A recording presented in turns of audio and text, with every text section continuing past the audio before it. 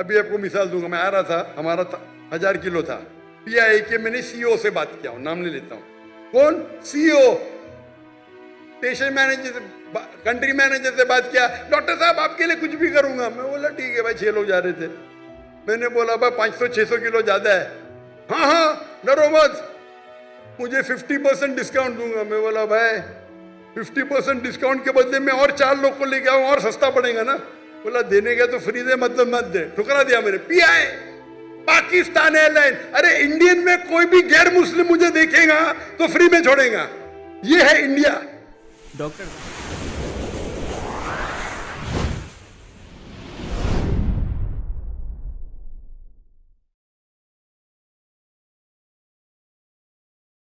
مسیح یسوع کے عظیم اور جلیل نام میں آپ کی سلامتی ہو. میرا نام پادری پروفیسر ٹونی ولیم ہے. حال ہی میں ہمارے پیارے بھائی ڈاکٹر ذاکر نائک صاحب پاکستان میں ہیں،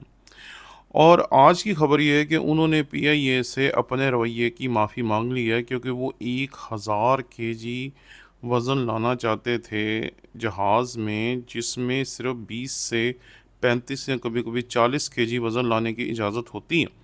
لیکن جب انہیں روکا گیا تو انہوں نے اپنا پاسپورٹ نکالا اور دکھایا کہ میں تو اسٹیٹ گیسٹ کے طور پر جا رہا ہوں، تو میں تو جتنا مرضی سامان لے جاؤں. میں مبشر لقمان صاحب کو سن رہا تھا تو انہوں نے کہا کہ وہ اپنے اس 1000 kg میں جو لے کے آ رہے تھے وہ کتابیں نہیں تھیں، وہ کوئی ایسا سامان نہیں تھا جو لوگوں کو بانٹنے یا لوگوں کی تعلیم میں اضافہ کرنے کے لیے تھا، بلکہ وہ اسٹیٹ آف دا آرٹ جو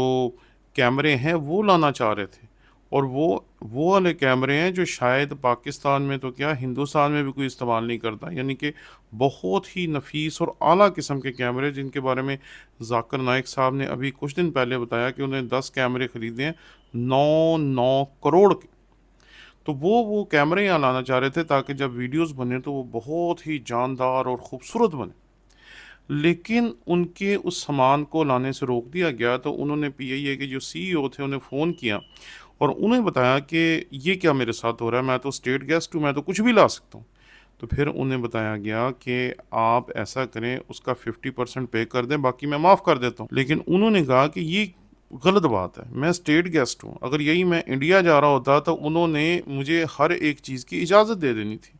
اور آپ کو بھی مجھے اجازت دینی چاہیے تھی. ان کی اس بات سے لوگ جو تھے وہ بہت اوفینڈ ہو، لوگوں نے برا منایا کہ یار یہ کیا بات، ایسا کیوں. ذاکر نائک صاحب نے آج پی آئی اے سے معافی مانگ لی کہ انہوں نے پی آئی اے کی اس حرکت کو لوگوں کے سامنے سٹیج کے اوپر بیان کر، اور یہ بھی کہہ دیا کہ اگر وہ ہندوستان میں ہوتے تو وہی ہندوستان جن میں ان کے اوپر کیسز چل رہے ہیں، جن میں ان کو برا بھلا کہا جا رہا ہے، اسی ہندوستان کی وہ تعریف کر رہے ہیں جس میں وہ منی لانڈرنگ کے کیسز بھگت رہے ہیں، کہ وہ اگر وہاں ہوتے تو لوگ ان کو عزت دیتے، انہیں چھوٹ دے دیتے کہ وہ سارے کا سارا سامان لا سکتے. اور بعد میں انہیں سمجھانے پر انہوں نے پی آئی اے سے معافی مانگ لی اپنے اس رویے کی. دیکھیں جی، بات منہ سے نکل جائے یا تیر کمان سے نکل جائے وہ لوٹ کر واپس نہیں آتا. لیکن پھر بھی شکر ہے خدا کا کہ انہوں نے پی آئی اے سے معافی مانگ لی. اب دوسری جو معافی ہے وہ انہیں مانگنی چاہیے ان بچیوں سے، 13-14 سال کی وہ چھوٹی چھوٹی بچیاں جو ابھی بالغ نابالغ کی اس تفریق کو نہیں شاید سمجھ سکتی جو تفریق ذاکر نائک صاحب سمجھتے ہیں. وہ یتیم ہونے کی وجہ سے ہر ایسے شخص کو جو انہیں پیار سے دیکھے گا اپنے باپ کی طرح لیں گی. ذاکر نائک صاحب کو ان بچیوں سے بھی معافی مانگنی چاہیے کہ انہوں نے ان بچیوں کی بھی دل آزاری کی ہے. ذاکر نائک صاحب کو اس پٹھان خاتون سے بھی معافی مانگنی چاہیے جس کو انہوں نے بھرے مجمع میں یہ کہہ کے چپ کروا دیا کہ آپ کو ایسی بات نہیں کرنی چاہیے، یہ بات دراصل غلط ہے جو آپ کر رہی ہیں. ذاکر نائک صاحب نے ابھی تک اس سے معافی نہیں مانگی ہے. ذاکر نائک صاحب کو اس سے بھی معافی مانگنی چاہیے، کیونکہ یہ بڑا عجیب ہے کہ ایک بندہ آپ کے سامنے سوال لے کر آئے اور آپ سوال کا جواب دینے کی بجائے اسے سختی سے ڈانٹ دیں، اسے چپ کروا دیں، اور جو بھی آپ سے سوال کا جواب بنتا ہے وہ بول کے اس کے سامنے پیش کر. اگر آپ اتنا ہی شائع ہیں خواتین سے کہ آپ اس اینکر کے ساتھ انٹرویو نہیں کروا سکے کیونکہ وہ آپ نے کہا کہ اینکر آپ کے اوپر گری جا رہی تھی. میں حیران تھا کہ ایک اتنا بڑا اسکالر، اتنا بڑا مذہبی عالم جو کہ پوری دنیا میں موو کرتا ہے، ایسے ملکوں میں جاتا ہے جہاں انگریز بھی ہوتے ہیں، جہاں دیگر فرق تہذیبوں کے لوگ ہوتے ہیں، جن میں مرد اور عورت کا اکٹھے ایک جگہ پہ کھڑے ہو جانا کوئی اتنی بڑی بات نہیں ہوتی، وہ ایک عورت کے اپنے قریب آنے سے اتنا پریشان ہو جاتا ہے، یا ایک عورت کے سوال کرنے پہ اتنا پریشان ہو جاتا ہے کہ وہ اس نے ڈانٹنا ہی شروع کر دیتا ہے۔ میں جب اس ساری بات چیت کو دیکھ رہا تھا تو میں بڑا حیران تھا کہ انہوں نے یہ کیوں نہیں سوچا کہ اس کا اثر کیا ہوگا۔ وہ بیٹی جو ہے، جو پٹھان خاندان سے یا لکی مروت کے علاقے سے ہے، وہ کیا سوچے گی؟ یا وہ بچیاں جو سٹیج کے پر بڑے ادب کے ساتھ آئی ہوں گی کہ اتنا بڑا مجاہد ہے جو اسلام کا ہے، جو ہمارے ملک میں حکومت پاکستان کی وجہ سے آ گیا ہے، وہ اس کے ساتھ جب تصویر اتروانے کے لیے آئی ہیں تو وہ انہیں چھوڑ کر جب چلے گئے ہیں تو ان بچیوں کے دل پہ کیا گزرا ہو۔ میں جب ان ساری باتوں کو دیکھتا ہوں تو میں یہ سمجھتا ہوں کہ ذاکر نائک صاحب نے تو وہ کام کیا ہے جو شاید ہمارے دشمن بھی نہیں کرتے، کہ ہمارے ملک میں آ کر ہماری تمام مراعات کو لے کر نہ صرف انہیں پی آئی اے کو غلط کہا، نہ صرف انہوں نے ان بچیوں کی دل آزاری کی، بلکہ اس پٹھان خاتون کے ساتھ جو کچھ کیا وہ علیحدہ ہے۔ تو نہ صرف انہیں پی آئی اے سے معافی مانگنی چاہیے، نہ صرف انہیں ان لوگوں سے معافی مانگنی چاہیے جن کی دل آزاری ہوئی، اور دل آزاری ان بچیوں کی بھی ہوئی ہے، اس پٹھان خاتون کی بھی ہوئی ہے، اور ان ہزاروں خواتین کی بھی ہوئی جن کو یہ پتا چل گیا کہ اگر کوئی 20 منٹ تک ان کو دیکھتا ہے اور اس کے دل میں کوئی ہلچل نہیں ہوتی تو اس کا مطلب ہے کہ وہ بندہ بیمار ہے۔ ذاکر نائک صاحب کو معافی مانگنی چاہیے ان تمام لوگوں سے جن کے بھرم کو انہیں توڑ دیا۔ بہت سارے لوگ تھے جو انہیں پیار کرتے تھے، بہت سارے لوگ تھے جو انہیں پسند کرتے تھے۔ میں جب مبشر لقمان کو سن رہا تھا تو وہ یہ کہہ رہے تھے کہ میں چاہتا تھا کہ ان کے ساتھ میں پوڈ کاسٹ کروں،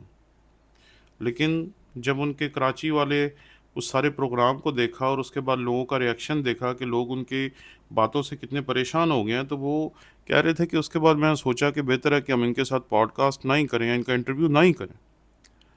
کتنے لوگوں کی دل آزاری ہوئی ہے، کتنے لوگ ہیں جن کے دل دکھے ہیں۔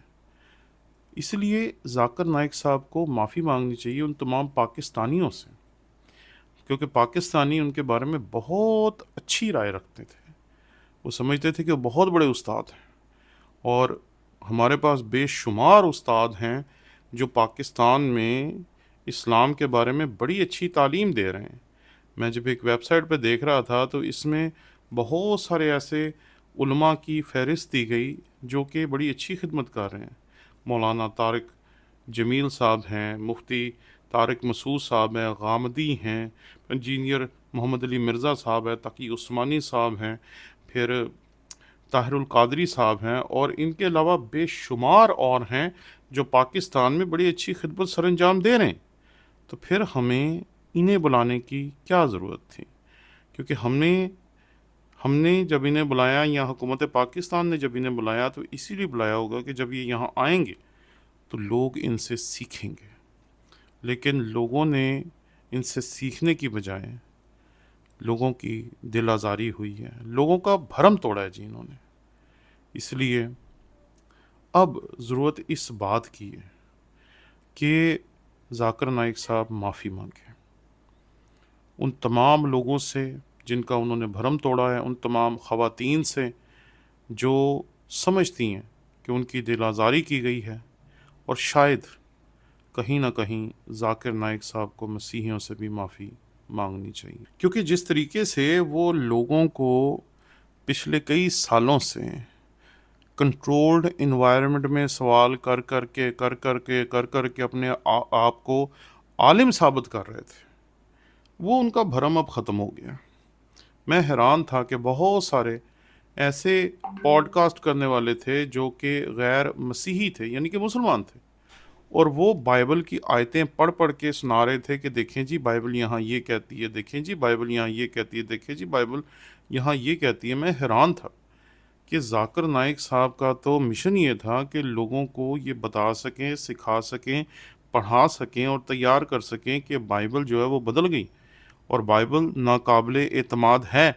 لیکن آج بہت سارے پوڈ کاسٹ کرنے والے جو ہیں، بہت سارے جو سوشل میڈیا پہ کام کرنے والے ہیں، وہ یہ ثابت کرنے کی کوشش کر رہے ہیں کہ بائبل میں جو کچھ لکھا ہے، ذاکر نائک صاحب جو کچھ بات کر رہے ہیں وہ اس کے الٹ ہے۔ اس لیے ذاکر نائک صاحب کو پورے پاکستان سے معافی مانگنے کی ضرورت ہے. شکریہ.